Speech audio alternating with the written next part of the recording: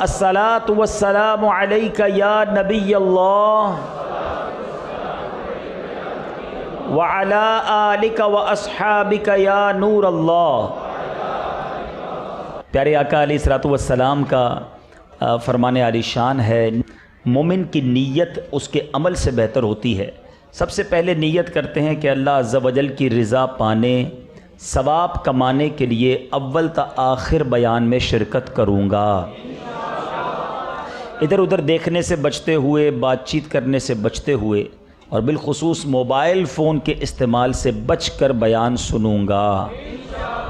مولا کائنات مولا علی کرم اللہ تعالی وجہ الکریم فرماتے ہیں کہ اللہ تبارک و تعالی نے ایک درخت جنت میں بنایا ہے، اس کے پھل جو ہیں وہ سیب سے بڑے ہیں اور انار سے چھوٹے ہیں، سافٹر دین بٹر، یعنی وہ مکھن سے زیادہ نرم ہیں اور شہد سے زیادہ میٹھے ہیں، اور ان پھلوں کی جو خوشبو ہے وہ مشک کی خوشبو سے بھی زیادہ بہتر ہے۔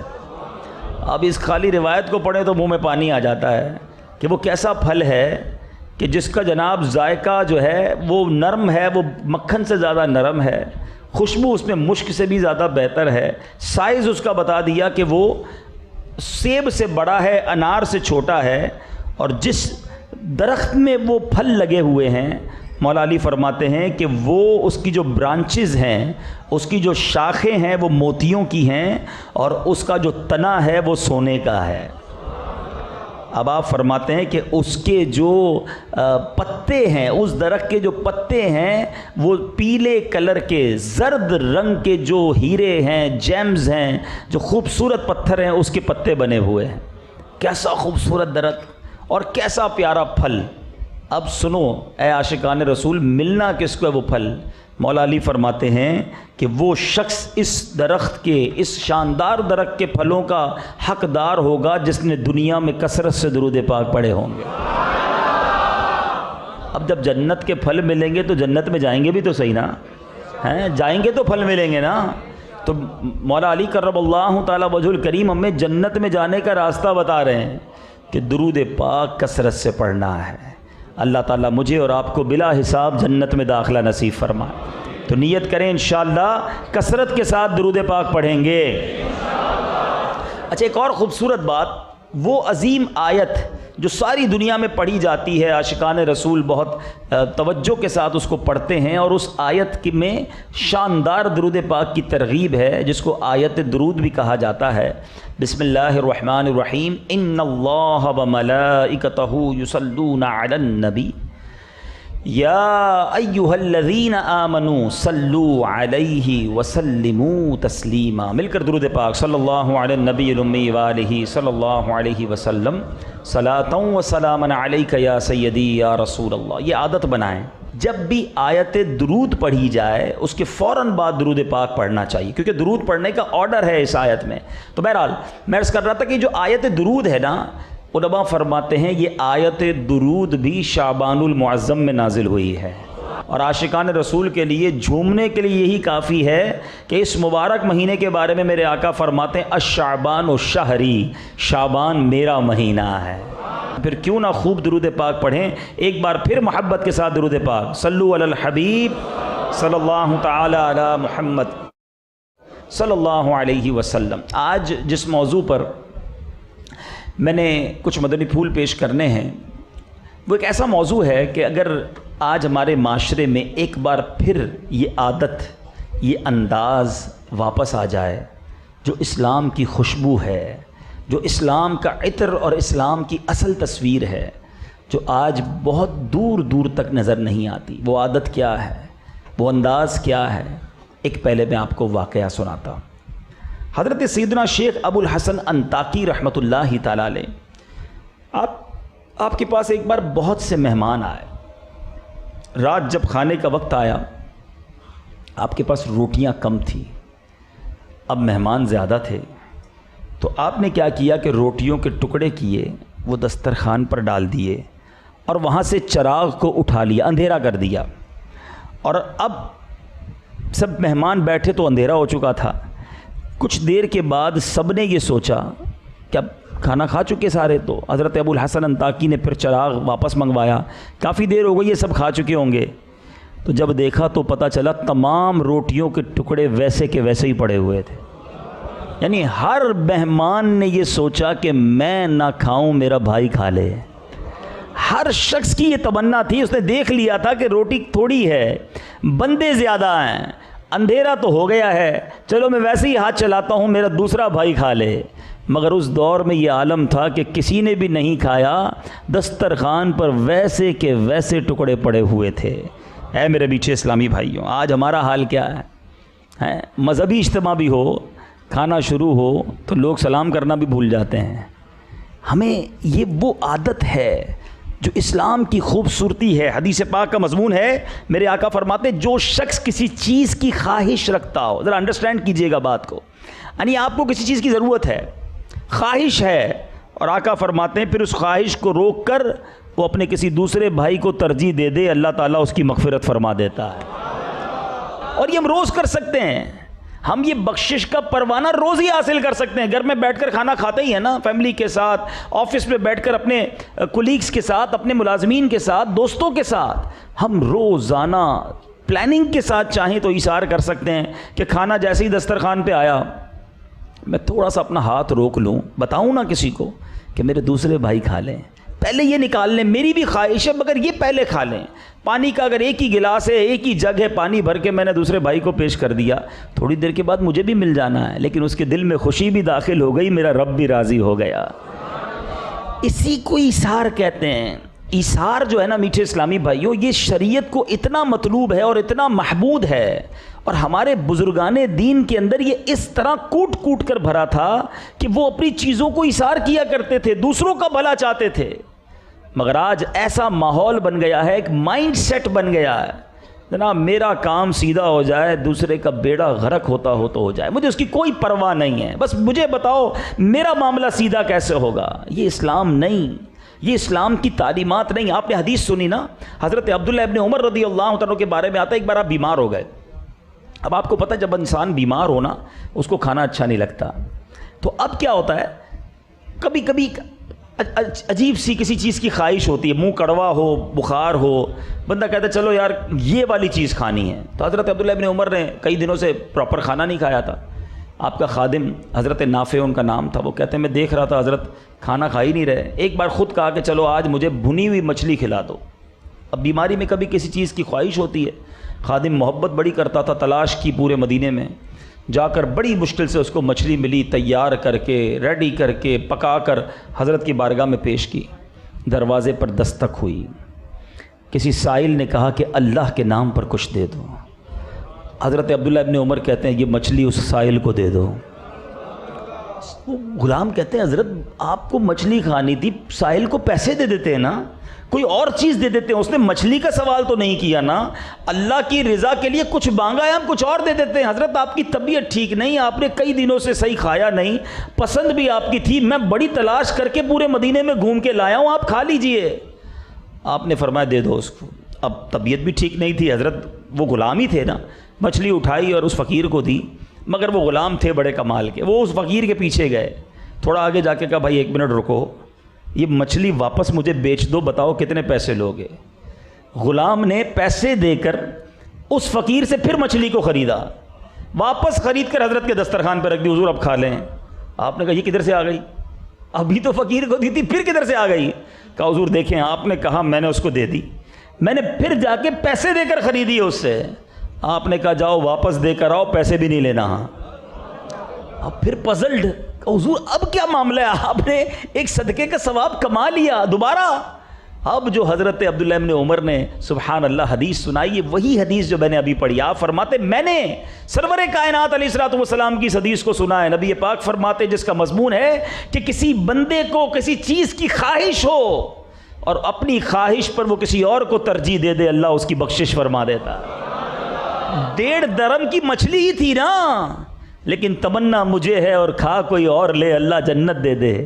یہ سودا مہنگا نہیں, ٹرائی ٹو انڈرسٹینڈ، سمجھیے میری بات کو. ہم روز یہ نیکی کما سکتے ہیں کہ اپنی پسند کی، اپنی ضرورت کی کوئی چیز اپنے بھائی کو دے دیں، اللہ آپ کو اس سے زیادہ دے گا. لیکن آج یہ مائنڈ سیٹ ختم ہوتا جا رہا ہے. بدقسمتی سے ہو کیا رہا ہے کہ ہم خرچ بھی کرتے ہیں نا تو جو بچ گیا، جو کام کا نہیں، جو پھینکنے کے لیے ہے، جوتے گھس جائیں، پھٹنے لگے، یار اب یہ کسی غریب کو دے دو.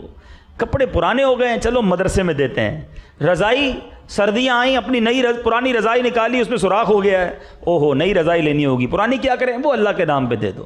جو تمہارے کسی کام کی نہیں وہ آپ نے اللہ کی راہ میں دینا ہے. کھانا کھلایا، زبردست دعوت کی، اور طرح طرح کی ڈشز بنائی، مہمانوں کو بلایا، اب کھانا بچ گیا تو اللہ کے نام پہ یاد آیا کہ چلو کسی مزار پہ، کسی مدرسے میں بھجوا دو. تمہیں اللہ کی بارگاہ میں خرچ کرنے کے لیے جب ہی یاد آیا. سوچئے نا، میں دل پر چوٹ کر رہا ہوں کہ جب بھی ہمارے کام کی کوئی چیز نہیں بچتی تب ہم اللہ کی راہ میں خرچ کرنے کا خیال لاتے ہیں. ہمارا دنیا کے ساتھ ایسا اٹیچمنٹ ہو گیا ہے، اتنی دل لگ گیا ہے. میں اب ایک اور بات کرنے جا رہا ہوں جس کو آپ میری بات کو یہ بھی ایکسیپٹ کریں گے.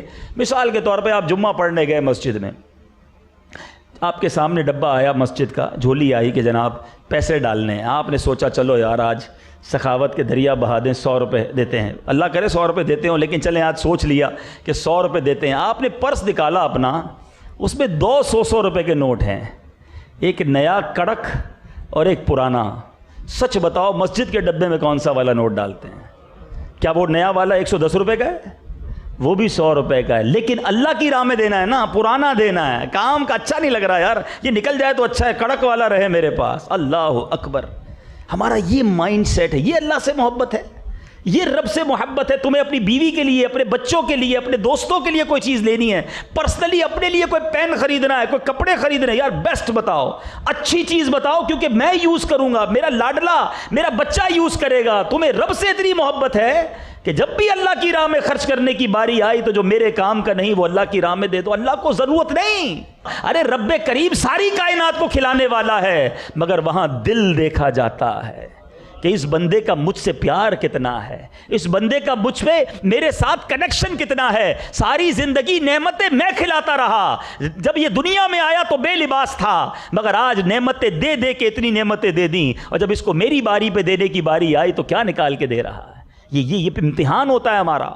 ایک اور چوٹ کرنے والی بات جس کو آپ وہ بھی ایڈمٹ کریں گے، کسی کے 4 بیٹے ہوں، 3 بیٹے ہوں، گھر میں میٹنگ ہوتی ہے، ارے بڑا بیٹا بڑا سمجھدار ہے اور اسکول کا سبق بھی بڑا یاد کرتا ہے، ارے یہ بڑا ذہین ہے، ایسا کرتے ہیں اس کو ڈاکٹر بنائیں گے. دوسرا میں دیکھتا ہوں کہ گھر کے پرزے ورزے بھی ٹھیک کر لیتا ہے، ہر وقت کھلونوں سے بھی کچھ بناتا رہتا ہے، بڑا ٹیکنیکل مائنڈ لگتا ہے، اس بچے کو انجینئر بنائیں گے. تیسرا بیٹا دیکھتے ہیں نا سبق یاد کر رہا ہے، زبان میں بھی تھوڑی توتلاہٹ آ گئی ہے، یا پیر میں بھی تھوڑا اس کا لنگڑا پن ہے، سارا دن شرارتیں کرتا ہے. ایسا کرو یار اس کو مدرسے میں ڈال دیتے ہیں. یعنی ہم نے مدرسے میں بھی وہ بچہ دینا ہے جو ہمارے کام کا نہیں ہے. سوچئے پھر ہم ڈیمانڈ کرتے ہیں کہ یار ہمیں علماء پراپر نہیں مل رہے، ہمیں وہ لوگ نہیں مل رہے جو معاشرے کی رہنمائی کریں، جو دنیا بھر کا ویژن رکھتے ہوں، جو لوگوں کی جناب صحیح رہنمائی کریں. میں آپ سے پوچھتا ہوں کہ آج ہم نے اپنے مدرسوں کو را مٹیریل کیا دیا ہے؟ بچے کون سے دیے ہیں؟ سچ بتاؤ، اگر یہ ہوتا کہ میں یہ کہتا میرا یہ بچہ ہر معاملے میں ذہین ہے، ہر معاملے میں پہلے نمبر پر آتا ہے، کیوں نہ اپنے ذہین ترین بچے کو میں دین کا خادم بنا دوں، اس کو مدرسے میں بھیجوں، یہ مفتی بنے گا، ساری دنیا کی خدمت کرے گا. ہونا یہ چاہیے تھا نا. میں کہیں اور نکل گیا، میرا موضوع یہ نہیں ہے، مگر میں چوٹ کر رہا ہوں میرے آپ تمام اسلامی بھائیوں کو، اپنے آپ کو بھی ساتھ بول رہا ہوں. اللہ 4 پارے میں قرآن پاک کو تلاوت کرتے ہیں، تھوڑا سمجھیے بھی. 4 پارہ پہلی آیت رب کریم ارشاد فرماتا ہے لن تنالوا البر حتی تنفقوا مما تحبون. یہ پہلی آیت زبردست میسج ہے. رب فرماتا ہے تم ہرگز بھلائی کو نہیں پہنچ سکتے، ہرگز بھلائی کو نہیں پہنچ سکتے جب تک اپنی پیاری چیز اللہ کی راہ میں خرچ نہ کرو. یہی ایک بڑا ایشو ہے کہ ہم پیاری چیز نہیں خرچ کرتے، پسند کی چیز نہیں دیتے کسی کو. ایک صاحب ملے، وہ کہتے ہیں جناب پسند کی چیز تو ایک ہی ہوتی ہے، وہی دے دیا تو پھر کیا ہوگا؟ تو اس کو جواب یہ دیتا ہوں میں کہ تمہارے پاس ایک ہے، میرے رب کے پاس ایک نہیں ہے. تم ایک خرچ کرو وہ تمہیں 12 عطا فرما دے گا. یہ کیوں سوچتے ہو اس کے خزانے ختم ہو گئے ہیں؟ تمہارے پاس ایک ہے نا، خرچ تو کر کے دیکھو، آگے بڑھ کر تو دیکھو، اللہ سے محبت کا اظہار کر کے تو دیکھو، پھر دیکھو وہ قریب کیسے اپنے خزانے کھولتا ہے۔ تو اب اس کے پیچھے جو کانسیپٹ ہے، اس کے پیچھے جو مرکزی خیال ہے ایثار، کہ دوسروں کا بھلا، دوسروں کو تکلیف نہ ہو۔ اللہ تبارک و تعالیٰ کی رضا یہ ہے۔ اسلام جیسا فلیکسیبل آسان مذہب کوئی اور نہیں ہے۔ اسلام چاہتا ہے کہ ہم دوسروں کے ساتھ بھلائی کریں۔ اب دیکھیں نا، میں کسی کو پانی پیش کر دوں مگر اللہ میری بخشش کر دے، کیوں؟ اللہ کی رضا یہ ہے کہ بندہ بندے کے ساتھ پیار کے ساتھ رہے، محبت کے ساتھ رہے، تکلیف نہ دے۔ اسی لیے حقوق اللہ اور حقوق العباد میں ایک بڑا ڈفرنس کیا رکھا گیا؟ حقوق اللہ کیا ہیں؟ اللہ کے حقوق، نماز پڑھنا، روزہ رکھنا اور جناب اللہ کی عبادت کرنا، ہم پر جو فرائض ہیں وہ کرنا ضروری ہیں۔ لیکن اگر خدا نخواستہ کوئی شخص حقوق اللہ میں کوتاہی بھی کرے نا اور سچی توبہ کر لے، اللہ اسے معاف فرما دیتا ہے۔ لیکن حقوق العباد کا معاملہ بڑا سخت ہے۔ اگر بندے نے کسی پر ظلم کیا ہے، دل دکھایا ہے، مال دبایا ہے، ڈرایا ہے، دھمکایا ہے، تو قیامت کے دن جب تک بندہ معاف نہیں کرے گا اللہ بھی معاف نہیں فرمائے گا۔ اب یہ سوچنا ہے کہ کتنا امپورٹنٹ معاملہ ہے۔ بعض لوگ نمازی ہوتے ہیں، روزہ دار ہوتے ہیں، عبادت گزار ہوتے ہیں، بہت اچھی بات ہے۔ کوئی اس بیان سے شیطان ہے نا، اس بیان سے دوسری طرف لے جا کے چلو مولانا صاحب نے کہا ہے نماز کی کوئی ضرورت نہیں ہے، حقوق العباد کا خیال رکھو۔ میں یہ نہیں کہہ رہا، بالکل نماز پڑھنی ہے، روزے رکھنے ہیں، اللہ کے حقوق اولین ہیں، ادا کرنے ہیں، لیکن حقوق العباد کا بھی تو خیال رکھنا ہے نا۔ میں 5 وقت کا نمازی بھی ہوں اور صبح و شام لوگوں کو برا بھلا بھی کہتا رہوں، میں روزے بھی رکھتا رہوں اور دل بھی توڑتا رہوں، میں زکوٰۃ تو دیتا رہوں مگر جس کو زکوٰۃ دوں اس کو ذلیل بھی کرتا رہوں، اس کی تو اجازت نہیں ہے نا۔ آج میں آپ کو وہ حدیث سنانے جا رہا ہوں، کاش یاد ہو جائے۔ ایک ہی حدیث میں نبی پاک نے بہت زبردست میسج عطا فرما دیا۔ کونین کے والی فرماتے ہیں من آذا مسلمن فقط آذانی۔ آقا فرماتے ہیں کہ جس نے کسی مسلمان کو تکلیف دی بلا وجہ شرعی، کسی مسلمان کو تکلیف دی، اس نے مجھے تکلیف دی۔ آقا فرما رہے ہیں، اور سنو آگے کیا فرماتے ہیں، ومن آذانی فقط آذ اللہ، جس نے مجھے تکلیف دی اس نے اللہ کو تکلیف دی۔ آج بندہ سوچتا ہی نہیں ہے بولتے وقت کہ یار غریب ہے نا، اس کی کیا ویلیو ہے، ملازم ہے جو کہنا ہے ملازم کو کہہ دیتے ہیں، جتنا برا بھلا سارا غصہ ہی ملازم پہ اتار دیتے ہیں، یا تو ملازم پہ اتارتے ہیں یا بیچاری بیوی ہوتی ہے اس پر اتارتے ہیں۔ ہم تو سمجھتے ہیں اس کے پاس دل ہی نہیں ہے۔ جو کہنا ہے صبح و شام آپ کے کاروبار میں کسی کے ساتھ جھگڑا ہو گیا، کوئی بات بری لگ گئی، سارا غصہ اور گھر والوں پہ اتار دو یا اپنے ملازم پر اتار دو۔ ارے کیا ان کے پاس دل نہیں؟ وہ اللہ کے بندے نہیں؟ کیا وہ اللہ کی بارگاہ میں فریاد نہیں کر سکتے؟ کیا ہمیں اجازت مل گئی ہے کہ ہم جس کو جو چاہیں کہہ دیں تاکہ کیونکہ وہ میرا ملازم ہے، اس کو ڈر ہے میرے سامنے بولے گا تو فائر کر دوں گا، نوکری سے نکال دوں گا؟ یاد رکھیے میرے آقا نے یہ نہیں فرمایا کہ جس نے اپنے اسٹیٹس کے لوگوں کا دل دکھایا تو اس نے میرا دل دکھایا، جس نے پیسے والوں کا صرف دل دکھایا تو میرا دل دکھایا۔ نہیں، جس نے کسی مسلمان کا دل دکھایا، من آذا مسلمن، جس کو آپ نہیں جانتے اس کو بھی تکلیف نہیں دے سکتے۔ یہ ہے اسلام کی اصل۔ مگر آج تھوڑے پیسے آ جائیں، تھوڑا نام ہو جائے، تھوڑا مرتبہ مل جائے، بندے کے پیر ہی زمین پر نہیں رہ رہے ہوتے، جس کو دیکھو اس کے ساتھ جناب برا برتاؤ کرتا ہے۔ پھر لوگ کہتے بھی ہیں میرا کوئی نہیں بگاڑ سکتا، میرے آگے کوئی اونچی آواز میں بات نہیں کر سکتا، میری بڑی بات ہے۔ آج تمہارا کوئی نہیں بگاڑ سکتا، آج تمہیں کوئی کچھ نہیں کہہ سکتا، مگر یاد رکھنا ایک دن مظلوم کا ہاتھ ہوگا اور ظالم کا گریبان ہوگا۔ اس دن اللہ مظلوم کے ساتھ ہوگا۔ سرور کائنات کی ایک اور حدیث پاک سنیے، صلی اللہ تعالیٰ علیہ وسلم، آقا علیہ الصلوۃ والسلام نے صحابہ کرام سے کوسچن کیا، بڑا امپورٹنٹ کوسچن ہے، ذرا غور سے سنیے گا۔ اگر یہی سوال میں اتنے بڑے ہال میں اتنے سارے اسلامی بھائی ہیں یہاں بھی کروں تو آپ وہی جواب دیں گے شاید جو صحابہ کرام نے دیا تھا۔ پیارے آقا علیہ الصلوۃ والسلام نے سوال کیا کہ بتاؤ تم جانتے ہو مفلس کون ہے؟ مسلم شریف کی حدیث ہے۔ تو صحابہ کرام نے عرض کی کہ حضور مفلس تو وہ ہے جو جس کے پاس درہم و دینار نہیں، پیسے نہیں، غریب ہے، وہی مفلس ہے۔ ہم بھی یہی سمجھتے ہیں۔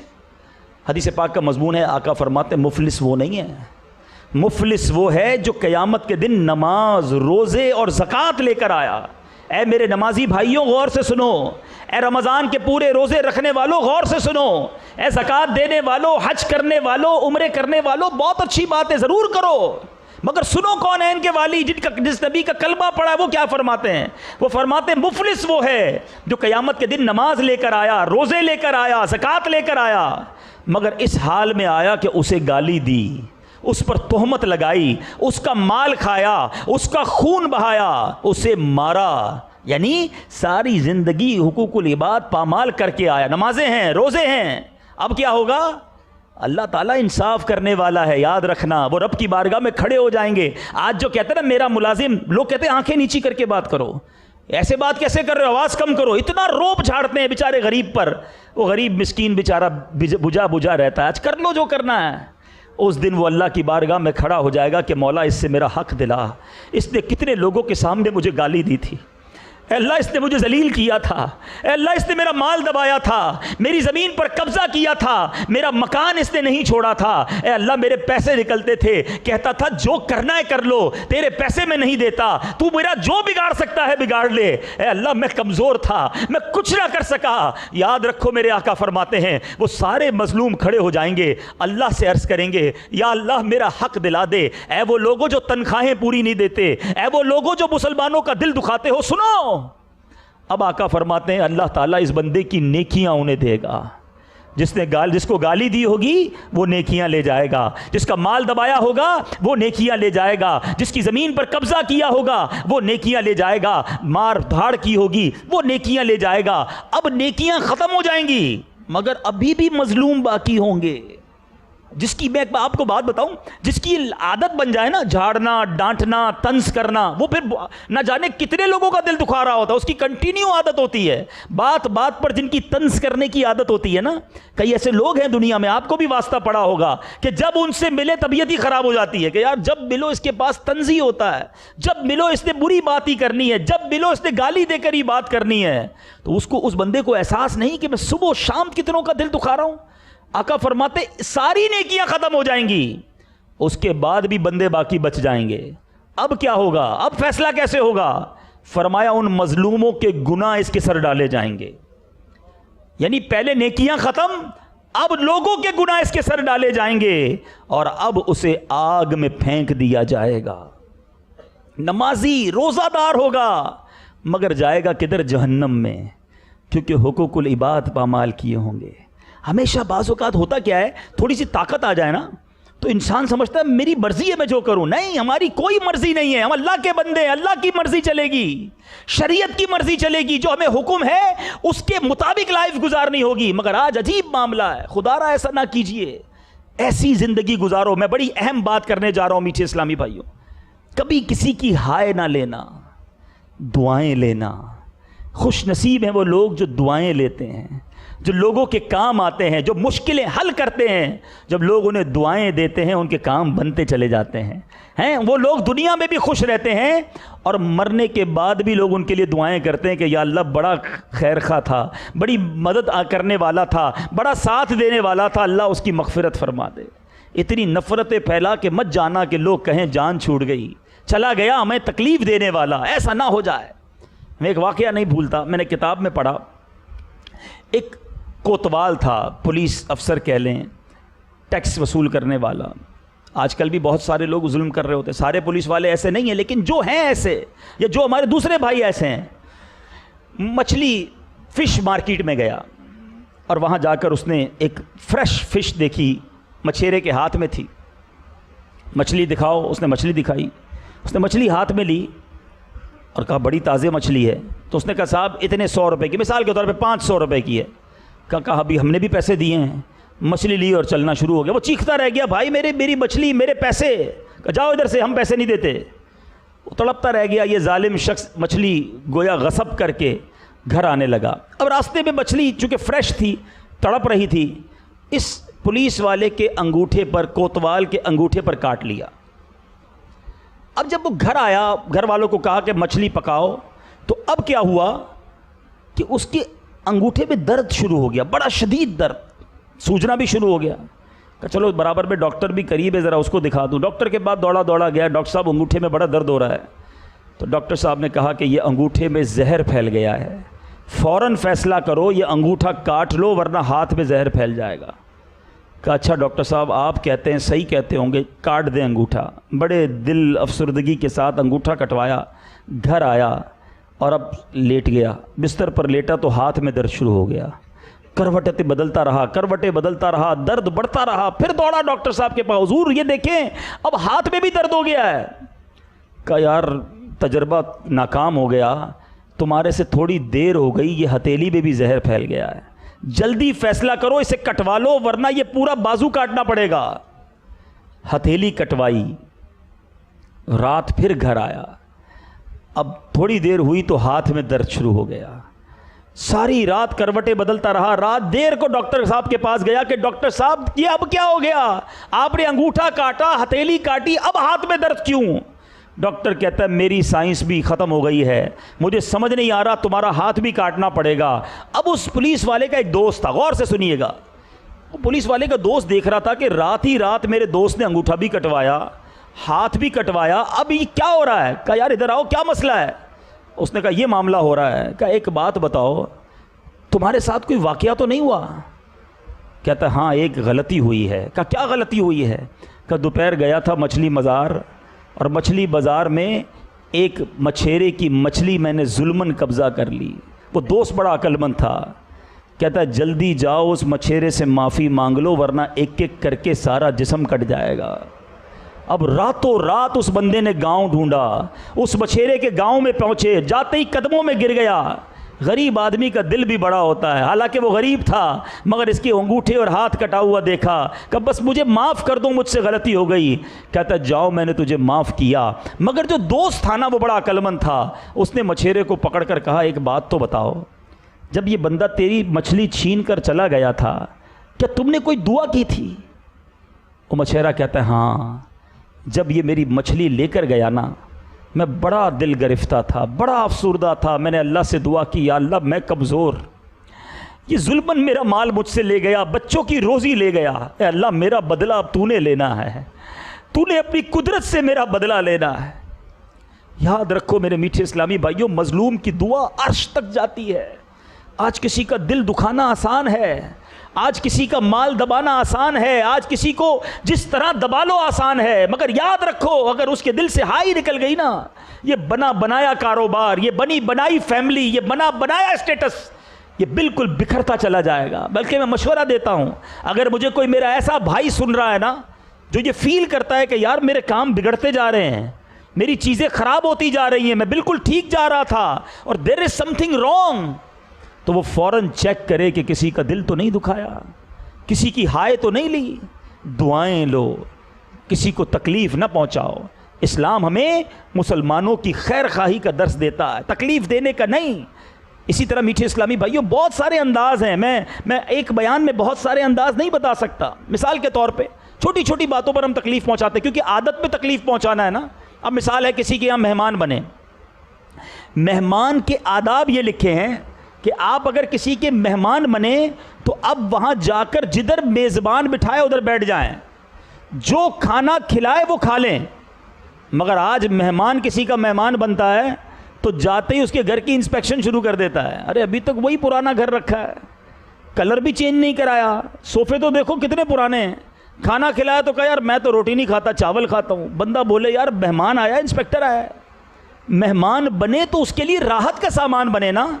نبی پاک علیہ الصلوۃ والسلام جب کھانا تناول فرماتے تو جو پسند ہوتا کھا لیتے، جو پسند نہ ہوتا ہاتھ روک لیتے، فرماتے نہیں کچھ۔ اور یہ عادت اپنے گھر میں بھی رکھیے۔ بعض لوگ گھر میں بھی روز لڑائی ہو رہی ہوتی ہے، نمک زیادہ ہے، مرچی کم ہے تو یہ ٹھیک نہیں ہے تو کھانا ٹھنڈا ہے۔ ارے عورت سے شادی کی ہے یا کمپیوٹر سے شادی کی ہے، وہ بھی انسان ہے، ہو جاتا ہے کبھی بیشی، لیکن ہر وقت لڑائی، ہر وقت گالی گلوچ، ہر وقت برا بھلا کہنا نہیں۔ میرے میٹھے اسلامی بھائیوں، نبی پاک علیہ الصلوۃ والسلام فرماتے ہیں خیرکم خیرکم لأہلی، تم میں بہترین وہ ہے جو اپنے گھر والوں کے ساتھ بہترین ہے۔ اور آقا فرماتے سن لو میں تم سب سے زیادہ اپنے گھر والوں کے ساتھ اچھا ہوں۔ آقا نے ثابت بھی کیا ہیں، بچوں کو کاندھے پر بٹھا کر نہیں سنا آپ نے؟ حسنین کریمین کو کاندھے پر بٹھا کر میرے آقا گھومتے۔ ہم کہیں یار میں بزنس بھی کروں اور گھر کا کام بھی کروں، نبی پاک ساری دنیا کی تربیت فرما رہے ہیں، مگر گھر جا کر ایک گھر کے ممبر بن جاتے تھے۔ ہم گھر جا کر بھی باس رہتے ہیں، ہم گھر جا کر بھی افسر رہتے ہیں، یہ اسلام نہیں ہے۔ ہم سمجھتے ہیں اچھا بزنس مین بیٹھے ہیں یہاں پر, ہمارا کتنا خوبصورت انداز ہوتا ہے اپنے کسٹمر کے ساتھ, او ہو حاجی صاحب کیسے ہیں آپ, ٹھیک ہے آئیے بیٹھیں چائے پلاؤں آپ کو, آپ بڑے تھکے ہوئے لگ رہے, پانی تو پی لیں, اچھا ایک ٹھنڈا جوس, کیوں, پتہ ہے 50,000 کا مال لے کے جانا ہے اس نے, یہ میرا کسٹمر ہے, اچھی بات ہے, میں نہیں کہتا کسٹمر کے ساتھ بدتمیزی ہونی چاہیے, مگر سوال یہ ہے کہ جب آپ کسٹمر کے ساتھ اتنا پیار کر سکتے ہیں تو کبھی اپنے ماں باپ کے ساتھ یہ پیار بڑا انداز کیا؟ کبھی اپنے والد سے کہا کہ ابو جان بڑے تھکے ہوئے پانی پلا دوں, ماں آج آپ کے پیر دبا دوں؟ حدیث کے الفاظ سنا رہا ہوں. ایک صحابی آئے کہ حضور یہ بتائیے میرے حسن اخلاق کا سب سے زیادہ حقدار کون ہے, سب سے زیادہ میرے حسن اخلاق کا حقدار کون ہے؟ آج ہمارے پاس دوستوں کے لیے ٹائم ہے, اگر کوئی دوست بارش کے دن رات کو فون کرے یار جلدی گھر آ جاؤ میری گاڑی پانی میں گھس گئی ہے, ابھی آیا بھائی, آدھی رات کو چلے جائیں گے, کیوں, دوست ہے میرا. اور والد کہے بیٹا رات کو ذرا دوائی لے کر آ جاؤ, کہ ابو آج تھک گیا ہوں, آپ کل لے آؤں گا. دوست کے لیے ٹائم, میں نہیں کہتا دوست کی مدد نہیں کرنی چاہیے, مگر صحابی رسول نے جب یہ کوشچن کیا کہ حضور سب سے زیادہ میرے حسن سلوک کا حقدار کون ہے, کونین کے والی فرماتے ہیں تیری ماں. کہ حضور پھر؟ فرمایا تیری ماں. کہ حضور پھر؟ فرمایا تیری ماں. کہ حضور اس کے بعد؟ فرمایا تیرا والد. ایک روایت کے مطابق پھر فرمایا تیرے قریبی رشتہ دار. یہ ہے اسلام. کیا ماں کے ساتھ یہ سلوک ہے؟ کیا جو پیار جو محبت میرے لیے دوستوں کے لیے ہے, جو مسکراہٹ میری کسٹمرز کے لیے ہے, وہ انداز میرا میرے والد کے ساتھ ہے؟ کیا میری بیوی میرے بچوں کے ساتھ ہے؟ ارے گھر میں جاتے ہیں تو بچے سہم جاتے ہیں, بیوی کو ٹینشن لگ جاتی ہے کہ کھانا تیار کرو ورنہ خیر نہیں ہے. وہ انسان نہیں ہے, ایسا لگتا ہے روزے رکھ کے احسان کرتے ہیں لوگ, افطاری میں یہ کیوں نہیں پکایا, شربت ٹھنڈا کیوں نہیں ہے, اتنی تاخیر کیوں ہو گئی. کیا اس اللہ کی بندی نے روزہ نہیں رکھا؟ قیامت کے دن اگر اللہ کی بارگاہ میں وہ کھڑی ہو گئی, آج تمہیں کچھ نہیں کہہ سکتی کیونکہ بیچاری نے شادی کی ہوئی ہے, لوگ مارتے ہیں اپنی بیوی کو. خدا را آپ اسلام کی اصل پکچر تو سمجھیے نا. اسلام اخلاق کا درس دیتا ہے, اسلام نرمی کا درس دیتا ہے, اسلام محبت کا درس دیتا ہے. اینڈ فرسٹ آف آل سب سے زیادہ حق ہے ہمارے گھر والوں کا, ہماری فیملی کا. ہم ساری دنیا کے اندر بڑے اسمائلی فیس, بڑے خوش اخلاق مشہور ہوتے ہیں, ارے یار کیا بندہ ہے, جب جاؤ محبت سے ملتا ہے, مگر یہی محبت سے ملنے والا جب گھر جاتا ہے تو شیر ببر بن جاتا ہے. سارے گھر والے ٹینشن میں آ جاتے ہیں. اگر آپ کو میری بات سمجھ نہیں آ رہی نا تو ایک ایکسپیریمنٹ کیجئے گا, آج ہی کر لیجئے گا, چلیں اندازہ ہو جائے گا. اپنے آپ سے ایک سوال کر لیتے ہیں کہ جب بھی میں گھر کے اندر داخل ہوتا ہوں, گھر والوں کے چہروں پر سکون آ جاتا ہے, مسکراہٹ آتی ہے, یا گھر کے اندر ایمرجنسی نافذ ہو جاتی ہے؟ جو مسکرا رہے ہوتے ہیں ان کی مسکراہٹ بھی چلی جاتی ہے, ان کو ڈر لگتا ہے ان کے سامنے کدھر مسکرائیں گے ہیں. وہ والد سوچے کہ جب والد گھر میں جائے اور بچے آواز لگائیں جلدی سو جاؤ ابو آ گئے, تو وہ ابو ہے یا انسپیکٹر ہے؟ اور کچھ والد خوش نصیب ہیں کہ جب وہ گھر میں جاتے ہیں تو بچے دوڑتے ہوئے آتے ہیں کہ ابو آ گئے. اب اس والد کے لیے کتنا آسان ہے بچوں کی ٹریننگ کرنا, کیونکہ بچے اس کے پیار کرتے ہیں نا, اس کے قریب آ کے بیٹھیں گے, وہ نماز پڑھنے کا کہے گا, وہ جھوٹ سے بچنے کا کہے گا, وہ ماں باپ کے ادب کا سمجھائے گا, بچے مانیں گے. لیکن ہم نے تو روب رکھنا ہے نا گھر میں, یہ پتہ نہیں کہاں سے سیکھ کے آئے کہ نہیں جناب گھر میں روب ہونا چاہیے. گھر میں روب نہیں ہونا چاہیے, گھر میں پیار ہونا چاہیے. حضرت عمر رضی اللہ تعالیٰ عنہ کا فرمان سنیں, کیا شاندار بات. وہ بندہ بات کر رہا ہے جس کے روب سے شیطان کانپتا تھا, بڑے بڑے جرنیل جن کا نام سن کے پیر کانپتے تھے, اس شخصیت کا فرمان سنا رہا ہوں. آپ فرماتے بندہ لوگوں کے درمیان رہے تو مرد بن کے رہے, گھر میں جائے تو بچہ بن جائے. یہ ہے فیملی میٹر اسلام کا, یہ ہے اخلاق کریمہ جو ہمیں اسلام سکھا رہا ہے.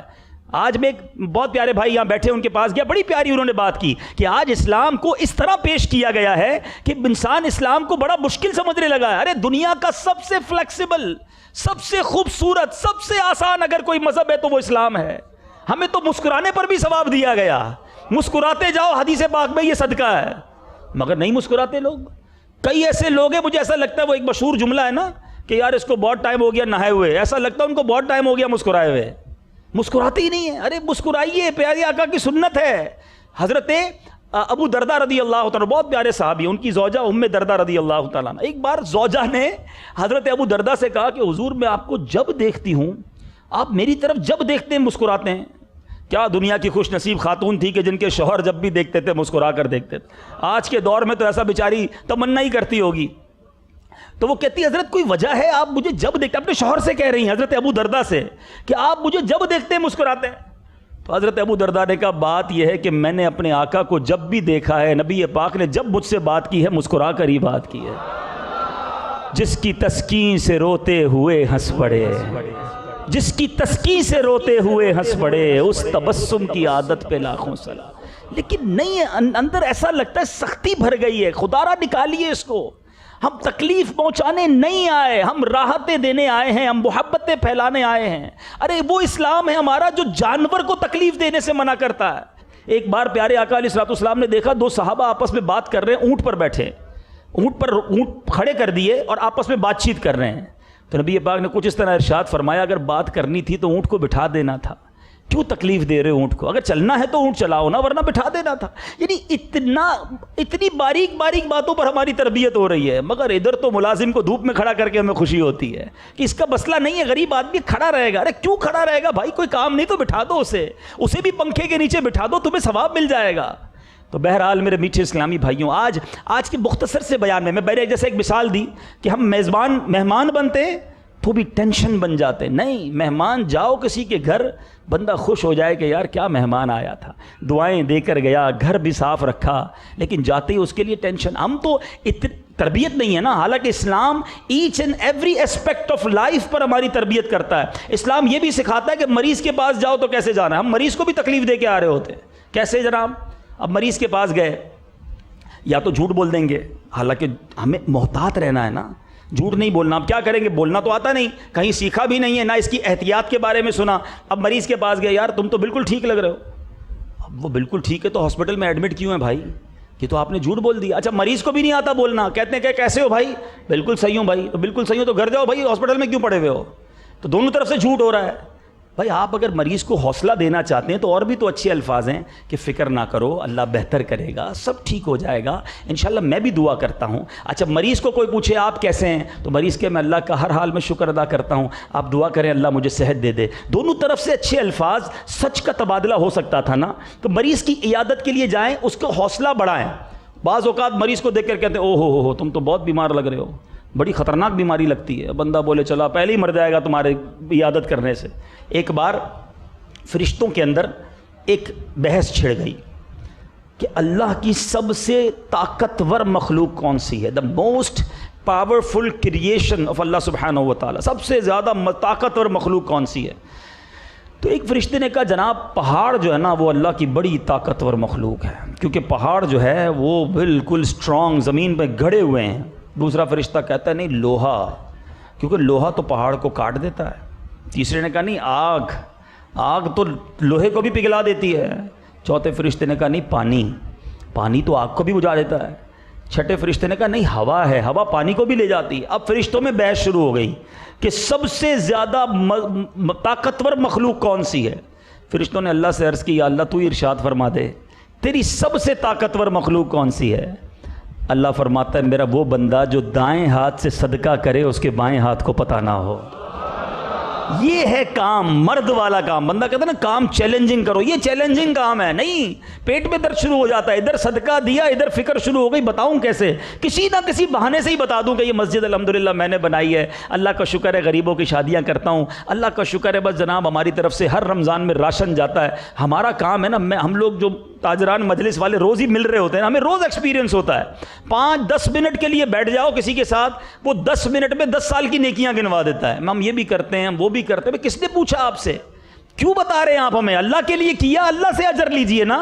لیکن ہماری عادت بن گئی ہے. اب تو پہلے تو تھا نیکی کر دریا میں ڈال، اب نیکی کر فیس بک پہ ڈال. اب تو ہر چیز ہم نے جناب پہلے ہی تصویر بنانی ہے کہ دیکھیں یہ غریب کو پیسے دے رہا ہوں. اب تو لگتا ہے چندہ بھی مسجد میں دیتے وقت جو ہے نا اس کی کوئی تصویر کھینچ کے اس کو شیئر کر دیں گے کہ آج ماں بدولت نے 10 روپے مسجد کے ڈبے میں ڈالے. اتنا ذہن بن چکا ہے. اللہ کے لیے کہاں سے ہوا یہ کام؟ اپنے آپ سے پوچھئے نا. ایک تو صدقہ کیجئے، کوئی بھی نیکی کیجئے اللہ کے لیے کیجئے. اور پھر جو تکلیف والا میٹر ہے وہ بڑا خطرناک ہے کہ لوگ جتاتے ہیں میں نے اس کو حج کرایا ہے، اس کو عمرہ کرایا. اچھا ایک بہت باریک سی بات ہے، اللہ کرے آپ سمجھ جائیں. ہمارے اسلاف کا طریقہ تھا کہ وہ ایک تو ہوتا ہے کہ جتانا، یہ بھی دل آزاری ہے، صدقے کو باطل کرتا ہے. ایک اس کے بدلے دوسرا کام کیا کرتے ہیں جو جتاتے نہیں ہیں کہ یار کم از کم اس کا بدلہ تو ملے نا. اس کو گھر دلایا ہے تو میری عزت تو کرے نا, میرے لیے دعا تو کرے, میں نے نوکری دلائی ہے مجھے روز سلام تو کرے نا. اچھا سلام نہیں کرتے, کہتے ہیں بڑا عجیب آدمی ہے یار, نوکری دلائی اور اب سلام بھی نہیں کرتا. تو کیا سلام لینے کے لیے نوکری دلائی تھی ہیں؟ اب آپ نے گھر اس لیے دلایا تھا کہ اپنے گھر میں یہ آپ کی دعوت بھی کرے. ایسا مائنڈ سیٹ ہوتا ہے, کسی کو عمرے پہ بھیجے نا حج پہ, تو کہتے ہیں دیکھو میرے نام کا عمرہ کرنا ہے آپ نے, ہر چکر پر میرے لیے دعا کرنی ہے. اس کا مطلب کیا؟ آپ نے اپنے آپ سے پوچھی, باریک شیطان کا وار ہے کہ اس کا مطلب میں نے پیسے دیے ہیں تو یہ میرے لیے وہاں جا کے دعا کرے. ارے نہ کرے دعا, اللہ جانتا ہے میں نے دیے ہیں, ہر ہر قدم پر رب مجھے نیکی عطا فرمائے گا. میں کیوں بدوں سے چاہتا ہوں؟ حضرت ام سلمہ رضی اللہ تعالی عنہا, بی بی عائشہ صدیقہ رضی اللہ تعالی عنہا, یہ دونوں امہات المومنین ہیں. دیکھو کیا شاندار مائنڈ سیٹ تھا. جب کسی غریب کو, کسی فقیر کو عطیہ بھجواتی, اپنے غلام کو دیتی کہ جاؤ فقیر کو پیسے دے کر آؤ, کہتی دعا نہ کروانا ہمارے لیے, اور اگر وہ کوئی دعا کر دے نا تو وہ دعا نوٹ کر کے لانا. سنیے گا ذرا, یعنی وہ کیا ہوتا, غلام جاتا فقیر کو پیسے دیتا اور فقیر کوئی دعا کرتا کہ اللہ آپ کی خیر کرے, آپ کے بچوں کی خیر کرے, کہ جو بھی دعا کرے نا وہ لکھ کر لانا. وہ غلام آ کے کہتا حضور میں نے آپ کے کہنے پر پیسے دیے اور یا سیدی وہ انہوں نے آپ کے لیے یہ دعائیں کی ہیں.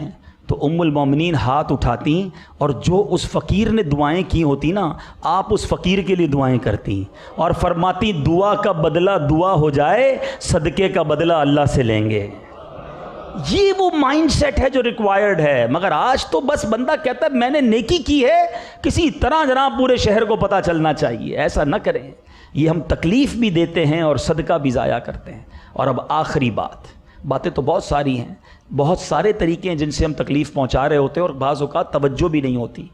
لیکن اب جو آخری بات کرنی ہے وہ یہ ہے کہ جو مذاق کے ذریعے, جوکس کے ذریعے تکلیف پہنچائی جا رہی ہے, جو فیملی جو دوستوں کی گیدرنگ ہوتی ہے نا, بیچارہ کسی کا قد چھوٹا ہے اس کا نام چھوٹو رکھ دیا ہے, کسی کی صحت زیادہ ہے اس کو موٹو کہہ دیا, جس کا رنگ بیچارے کا کالا ہے اس کو کالو کہہ دیا, جس کی زبان توتلاتی ہے اب اسی انداز میں توتلا کر اس کے سامنے گفتگو کرتے ہیں تاکہ اس کا مذاق اڑایا جائے. پھر کہتے ہیں نہیں یار یہ دوست ہے ہنستا ہے, اس سے پوچھو وہ صرف بیچارہ چہرے پر مسکراہٹ ہے, دل اس کا چھلنی ہو جاتا ہے. آج کسی کا نام رکھ دیا جاتا ہے, کسی کی دوستوں میں کیا جاتا ہے, کرسی پہ بیٹھتے بیٹھتے کرسی کھینچ دی, اب وہ گر گیا تو وہ تو ہنسے گا لیکن کیا اس کو اچھا لگا؟ یہی کام آپ کے ساتھ ہوتا تو کسی کے کپڑوں پر داغ لگا دیا, کسی کی گاڑی کی چابی چھپا لی. یہ اپریل فول کے نام پر جو طوفان بدتمیزی مچایا جاتا ہے کہ تمہاری ماں کا ایکسیڈنٹ ہو گیا ہے, ایسا بھی ہوا کہ جھوٹی خبر دی مذاق کے اندر, ماں کو تو کچھ نہیں ہوا, بیٹا اسپیڈ میں گیا اس کا ایکسیڈنٹ ہو گیا.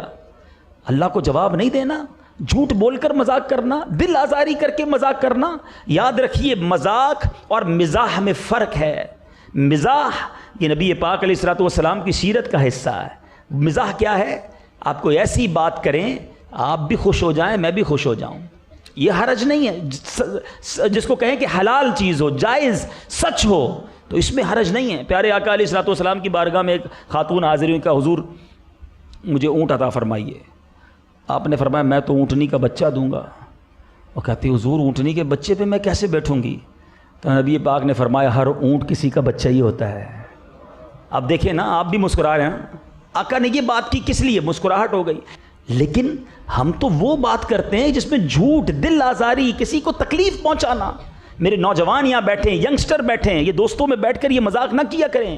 کسی کا نام رکھتے ہو, کسی کی تکلیف, اس کی غربت کا مذاق. یار پھٹیچر موٹر سائیکل ہے, کیسی گاڑی ہے کھٹاڑا, اس کو اچھا لگ رہا ہے آپ کے یہ کہنے پر, وہ بیچارہ دل میں روتا ہوگا کہ یا اللہ تو نے میرا قد ایسا کر دیا کہ لوگ میرا مذاق اڑاتے ہیں, میرا چہرہ ایسا نہیں ہے کہ لوگ میرا مذاق اڑاتے ہیں, یا اللہ میرا رنگ ایسا کیوں بنایا کہ میرے دوست میرا مذاق اڑاتے ہیں. ارے ہونا یہ چاہیے تھا کہ اگر کسی کمزور شخص کو دیکھو تو اللہ کا شکر ادا کرو, یا اللہ تو نے مجھے اچھا بنایا, مجھے اچھا رنگ دیا, مجھے ایسی صحت دی کہ آج میں ان عیبوں سے بچا ہوا ہوں, لیکن اس کے باوجود کسی کا مذاق اڑاتے ہیں.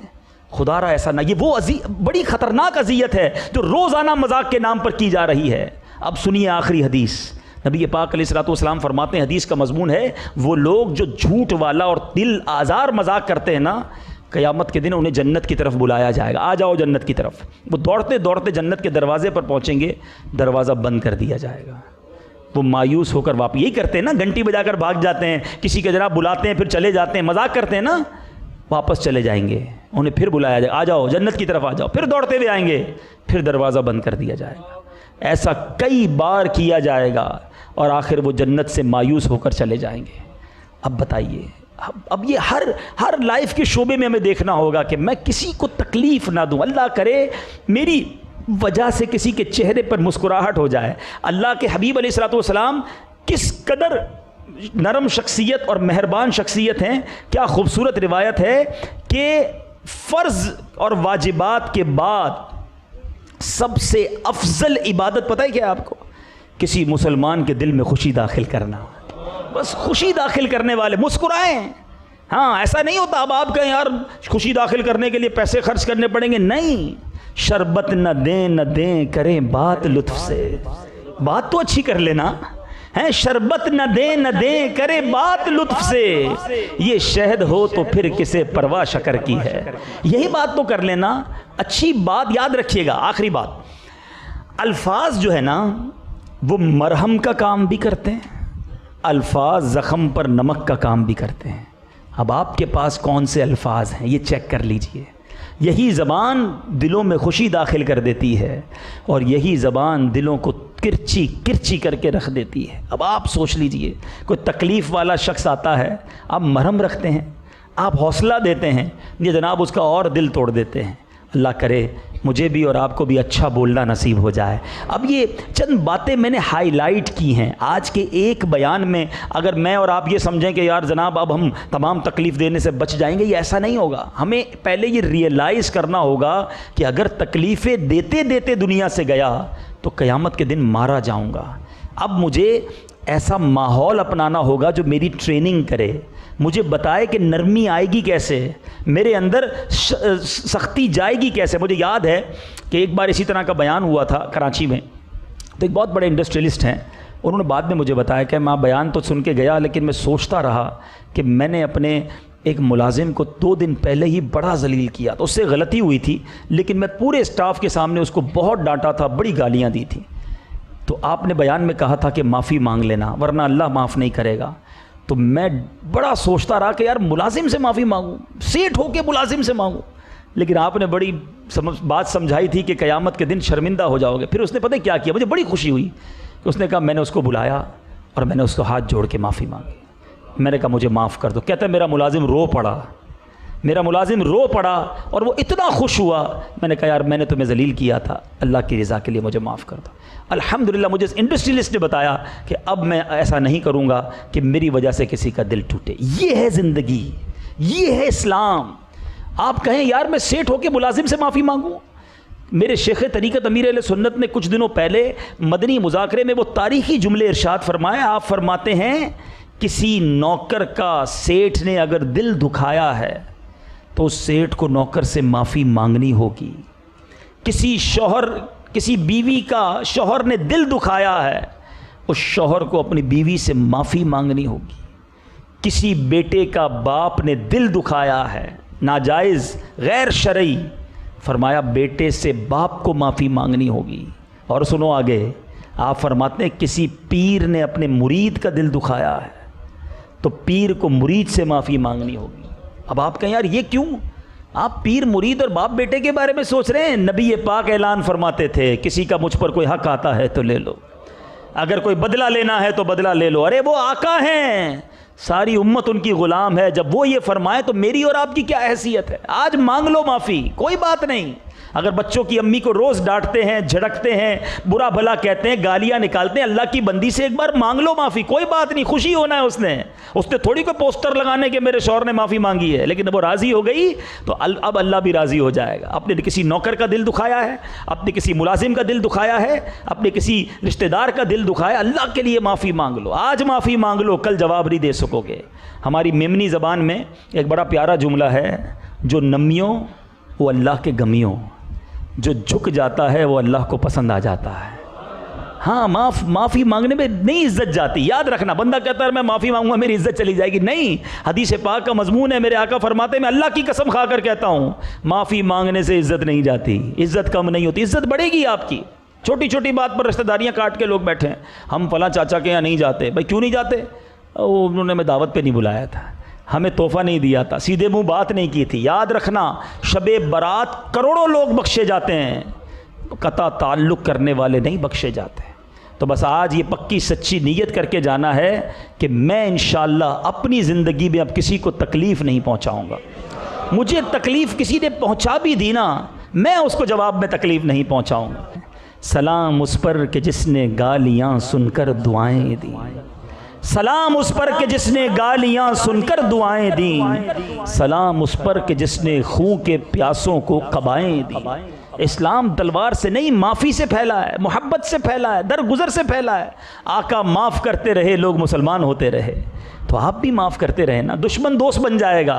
ہاں آپ دیکھیں گے یار کل تک ایک دوسرے کا منہ نہیں دیکھ سکتے تھے اور آج ساتھ گھومتے ہیں. کیوں؟ معافی مانگ لی میں نے، اس نے بھی معاف کر دیا، دل مل گئے. چھوٹی سی بات تھی، سالوں سے سنبھال کے رکھی ہوئی تھی.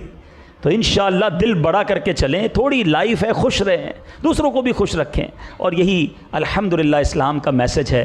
آج کے اس اجتماع میں چند مدنی پھول پیش کیے ہیں، اللہ کرے دل میں اتر جائے میری بات. اور یہی دعوت اسلامی اللہ کی رحمت سے ساری دنیا میں پھیلا رہی ہے. محبت کا، پیار کا، عشق رسول کا، حقوق و لباد کا درس ہے. آپ بھی دعوت اسلامی کے دست و بازو بنیے، دعوت اسلامی کے اجتماعات میں شرکت کیجیے. آج بڑی تعداد میں آپ آئے ہیں، مگر ایسا نہ ہو کہ میں چلا جاؤں آپ بھی چلے جائیں. ایسا نہیں ہونا چاہیے. اب آئے ہیں، امید ہے کچھ سیکھا ہوگا، کچھ احساس ہوا ہوگا. 1 گھنٹہ آپ نے دیا، کچھ چیزیں سمجھ آئی ہیں. تو کیوں نہ یہ رابطہ جاری رہے، یہ کنیکشن مضبوط رہے. تو ہر جمعرات کو مغرب کے بعد دعوت اسلامی کے مدنی مرکز فیضان مدینہ سرگودا گلزار طیبہ میں ہفتہ وار اجتماع ہوتا ہے. 1-1.5 گھنٹے کا اجتماع ہوتا ہے. تو انشاءاللہ ایک نیت سارے کر لو کہ ساری جمعراتیں دعوت اسلامی کے اجتماع میں جائیں گے انشاءاللہ. پھر دیکھیں انشاءاللہ کیسی برکتیں ملتی ہیں. اللہ تعالیٰ مجھے اور آپ کو عمل کرنے کی توفیق عطا فرمائے. ایک بات آخر میں یہ بھی کرنی ہے، اسلامی جو تبلیغ قرآن و سنت کی غیر سیاسی عالمگیر تحریک ہے اور ساری دنیا میں سنتوں کا پیغام پہنچا رہی ہے، اور اتنا بڑا نیٹ ورک ہے کہ 2-3 باتیں ہی عرض کر سکوں گا. آپ نے بہت بڑے بڑے مدرسے دیکھے ہوں گے، مگر شاید 2700 طلباء اس مدرسے میں نہ دیکھے ہوں. مگر دعوت اسلامی کے 2700 سے زیادہ مدرسے ہیں. اللہ کی رحمت سے ہمارے 2700 سے زیادہ مدرسۃ المدینہ ہیں، جس میں حفظ و ناظرہ قرآن پاک کی مفت تعلیم دی جاتی ہے. اور اس میں 1.25 لاکھ سے زیادہ مدنی منع اور مدنی منیاں قرآن پاک کی مفت تعلیم حاصل کر رہے ہیں. اور ان مدرسوں کی کارکردگی کیا ہے؟ اب تک ان مدرسوں سے 74,000 کے قریب حافظ قرآن بن چکے ہیں. 74,000 کہنا آسان ہے، 74,000 کے قریب حافظ قرآن بن چکے ہیں. 2 لاکھ کے قریب مدنی منع ناظرہ قرآن پاک ختم کر چکے ہیں. یہ میں نے 100 شعبہ جات میں سے ایک شعبہ بتایا ہے. اور آپ سوچ لیجئے کہ 2700 مدرسے چلانے کے لیے کتنا بڑا نیٹ ورک چاہیے گا، کتنے قاری صاحب رکھنے پڑیں گے. دوسرا دعوت اسلامی کا بڑا پیارا شعبہ ہے جس میں عالم بنایا جاتا ہے، اور وہ دارالعلوم جس کو ہم کہتے ہیں نا. آپ کا کسی عالم صاحب سے اگر رابطہ ہو تو کبھی پوچھئے گا کہ حضور ایک دارالعلوم چلانا کتنا آسان یا کتنا مشکل ہے، تو وہ آپ کو بتائیں گے نہیں بھائی دارالعلوم چلانا آسان نہیں ہے. بچوں کو کھلانا بھی پڑتا ہے، اساتذہ کی تنخواہ بھی ہے، یوٹیلیٹی بل بھی ہے. دعوت اسلامی کے 525 سے زیادہ دارالعلوم موجود ہیں ملک اور بیرون ملک. طلبہ کتنے ہیں؟ 44,000، 44,000 سے زیادہ طلبہ موجود ہیں. اب یہ 2 شعبے ہو گئے. تیسرا دعوت اسلامی کا شعبہ وہ ہے جو آپ ہر گھر میں دیکھ رہے ہیں اور برکتیں لوٹ رہے ہیں، اور وہ مدنی چینل ہے. آج تک بچپن میں ایک جملہ سنتے تھے، ٹی وی دیکھو گے تو بگڑ جاؤ گے. اب واقعی ایسا ہی ہے، ٹی وی دیکھ کے بگڑتے ہی دیکھا. مگر یہ کیسا چینل آیا کہ جس کو دیکھ کر کافر مسلمان ہونے لگ گئے، بے نمازی نمازی ہونے لگ گئے، شرابیوں نے شراب چھوڑ دی، ماں باپ کے نافرمان چینل دیکھ کر ماں باپ کے ہاتھ چومنے والے بن گئے، بے پردہ اسلامی بہنوں نے پردہ اپنانا شروع کر دیا، ریولوشن انقلاب لانا شروع کر دیا. اور نہ صرف پاکستان بلکہ دنیا کے کئی ملکوں میں یہ چینل دیکھا جا رہا ہے، اور ہر طرف گویا سنتوں کی بہار ہے.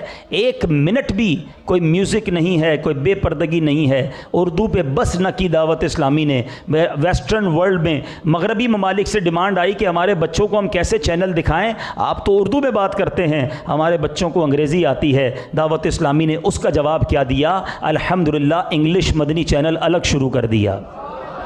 بنگلہ دیش سے بنگال کے اسلامی بھائیوں نے کہا کہ حضرت ہم بھی سیکھنا چاہتے ہیں، ہم بھی مسلمان ہیں، اردو ہر بندہ نہیں سمجھتا. اللہ کی رحمت سے دعوت اسلامی نے بنگلہ مدنی چینل شروع کر دیا.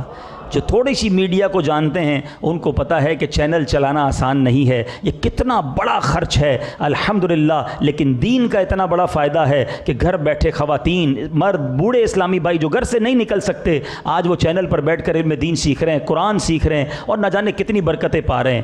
اب تک 100 میں سے میں نے 3 شعبے آپ کو گنوائے ہیں اور وہ 100 کے قریب شعبہ جات ہیں۔ آپ امیجن کر سکتے ہیں، اندازہ کر سکتے ہیں کہ دعوت اسلامی کام کتنا بڑا کرتی ہے۔ ایک چوتھا کام بتا دیتا ہوں، سبحان اللہ، وہ کام بھی بڑا پیارا ہے، بلکہ مشورہ دوں گا آپ بھی زندگی میں ایک بار کرنے کی نیت کر لو۔ آج اگر نہیں بھی استطاعت، نیت کا ثواب تو مل جائے گا۔ اللہ کے حبیب فرماتے ہیں جس کا مضمون ہے جو اللہ کے لیے مسجد بناتا ہے اللہ اس کے لیے جنت میں گھر بناتا ہے۔ ہم سب نے اپنے اپنے گھر بنا لیے ہیں، چھوٹا بڑا گھر ہے سب کے پاس، روڈ پہ شاید کوئی سونے والا یہاں نہیں ہوگا، کرائے کا بھی ہے لیکن اپنا ہے، مگر کیا جنت میں گھر بنایا؟ میں مشورہ دیتا ہوں ایک زندگی میں نیت کر لو، اگر مال نہیں تو بھی نیت کر لو، اللہ دینے والا ہے نا، کہ انشاءاللہ زندگی میں ایک مسجد ضرور بناؤں گا۔ اب آؤ میں بتاتا ہوں آپ کی دعوت اسلامی کتنی مسجد بناتی ہے۔ پچھلے 1 سال کی کارکردگی 2017 میں کم و بیش 600 مساجد کی ترکیب دعوت اسلامی نے کی ہے، پلاٹ خریدے، تعمیر کی۔ اب یہ آپ سوچئے کہ 600 مسجدوں کا مطلب یہ ہوا سال میں دن کتنے ہوتے ہیں؟ 365، کم و بیش روزانہ 2 مسجدیں پورے پاکستان میں، بیرون ملک میں یہ سسٹم جاری ہے۔ اگر آپ بھی مسجد بنانا چاہتے ہیں، جنت میں گھر بنانا چاہتے ہیں، آپ میں سے کئی ایسے ہوں گے جن کے ماں باپ دنیا سے چلے گئے ہوں گے، دادا دادی، نانا نانی، خود اپنے لیے یہ وہ ثواب جاریہ ہے، یاد رکھنا۔ مسجد قیامت تک رہتی، ہم رہیں نہ رہیں، سجدے ہوتے رہیں گے، نیکیاں ملتی رہیں گی۔ تو ہمارے پاس کئی پلاٹس بھی موجود ہیں، خیبر پختونخوا میں، بلوچستان میں، اندرون سندھ میں، گلگت بلتستان، دور دراز کے علاقوں میں جہاں مسجدیں نہیں ہیں وہاں بھی ہم بناتے ہیں، شہروں میں بھی بناتے ہیں، آپ کا جتنا بجٹ ہو اس میں بناتے ہیں۔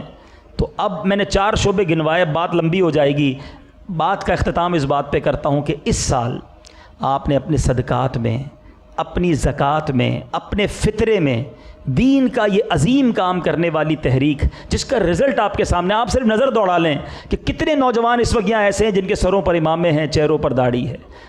آج کا نوجوان اپنے ماں باپ کی نہیں سنتا، مگر ان نوجوانوں نے اس پرفتن دور میں بھی نبی پاک کی سنتوں کو سجایا ہوا ہے۔ یہ دعوت اسلامی کا وہ خاصہ ہے جو ساری دنیا میں آپ کو نظر آ رہا ہے۔ جب اتنا بڑا دین کا کام ہو رہا ہو تو ہمیں بڑھ چڑھ کر اس کا تعاون کرنا چاہیے۔ ہاں، جب بات فیملی کی چلی تھی تو ایک بات اور کر لوں کہ آپ کے صدقات، آپ کی زکوٰۃ کا سب سے پہلا حق آپ کے قریبی رشتہ داروں کا ہے۔ سب سے پہلے آپ اپنے غریب رشتہ داروں کو دیکھیں، پہلے ان کو دیں، بچ جائے تو ہمیں دیں۔ ہمیں شریعت کا حکم پہلے عمل کرنا ہے، جو ہماری شریعت نے بتایا۔ یاد رکھیے حدیث پاک کا مضمون ہے، اللہ تعالیٰ اس بندے پر نگاہ رحمت نہیں فرماتا جو غیروں کو بانٹتا رہے اور اس کے اپنے پریشان ہوں۔ پہلے اپنوں کو دیجئے، بچ جائے پھر دعوت اسلامی کو دیجئے، لیکن دعوت اسلامی کا ضرور ساتھ دیجئے۔ آپ مال نہیں دے سکتے، آئیے ہمارے ساتھ بدری قافلوں میں سفر کیجئے، ہم لوگوں کو نیکی کی دعوت، ہمیں ہر طریقے سے تعاون چاہیے، آپ کا وقت بھی چاہیے، اور اگر آپ مال دے سکتے ہیں، اپنی عطیات دے سکتے ہیں تو بھی دیجئے۔ انشاءاللہ مل کر شیطان کے خلاف جنگ، شیطان کے خلاف جنگ، شیطان کے خلاف جنگ، اور اللہ کے کرم سے جیت بھی ہماری رہے گی انشاءاللہ۔ اللہ تعالی ہم سب کو عمل کرنے کی توفیق عطا فرمائے۔